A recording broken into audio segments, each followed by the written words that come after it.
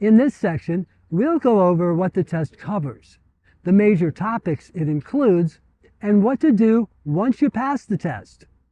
Let's start by going over where to get information. The FAA has many downloadable publications available at no charge. Just go to the FAA website and search. Most of the information for this title came from the material available for free from that website. Once you pass the test, you'll become the remote pilot in command. The FAA certificate, which many folks refer to as a drone license, is officially called a remote pilot certificate with a small UAS rating. To be eligible for this certificate, you must be at least 16 years old, be able to read, speak, write, and understand English, and not know or have any reason to know that you have a physical or mental condition that would interfere with your safe operation of a small unmanned aircraft system. Once you do earn the certificate, you'll have to pass a recurrent aeronautical knowledge test every 24 months. This is also known as the recertification test and can be taken online without having to go to a testing center.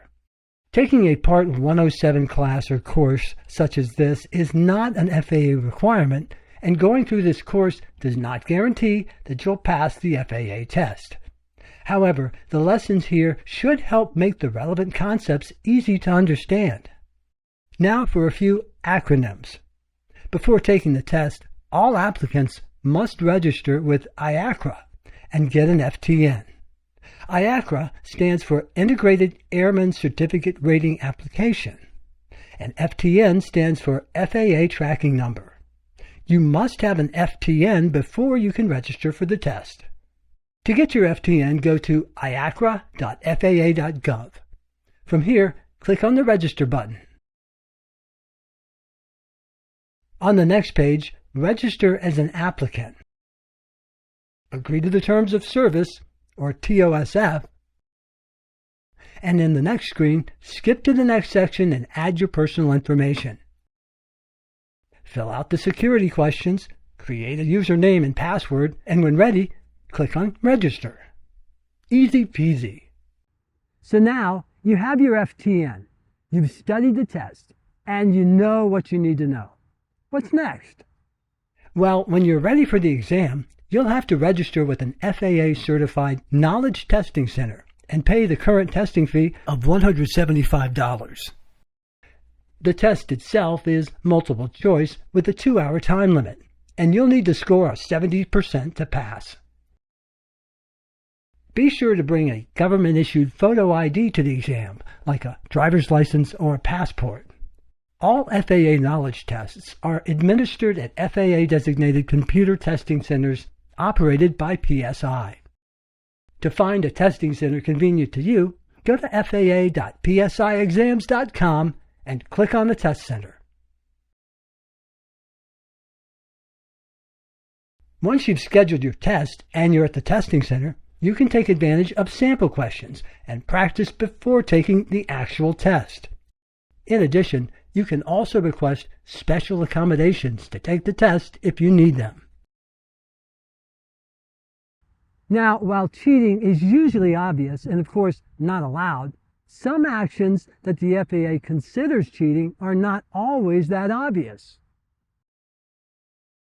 For instance, you're not allowed to copy the test, give or receive any part of the test, give or receive assistance during the test, or take the test on behalf of another person. Also, you cannot use any material unless specifically authorized to do so by the administrator. If you are caught cheating, you'll be banned from applying for any certificate or rating and from taking any FAA test for 1 year. In addition, any existing certificates you currently hold will be revoked. If you don't pass your exam the first time, you can retake it after waiting at least 14 calendar days. If this happens, save your test result because you'll be required to show the Airman Knowledge Test result indicating failure to the testing center prior to retesting. Once you pass your test, the TSA will conduct a background security screening on you. If successful, the FAA will issue a permanent remote pilot certificate, commonly referred to as the Part 107 drone license. If you don't pass the TSA security screening, you'll be disqualified, and a remote pilot certificate will not be issued. If this happens, you can appeal the decision with the TSA. While your initial certificate is permanent, you must take a recertification test every 24 calendar months to continue flying a drone commercially.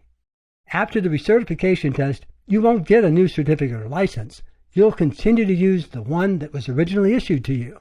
However, save your test result, make a copy, and bring it with you in case you need to prove that you are indeed legal to fly your drone commercially. Remember, if you're approached by an FAA inspector or any law enforcement officer while you're flying, they can ask to see, and you must show them, the drone itself, your pilot certificate, the aircraft registration, any necessary waiver or exemption, and any other documentation related to the operation.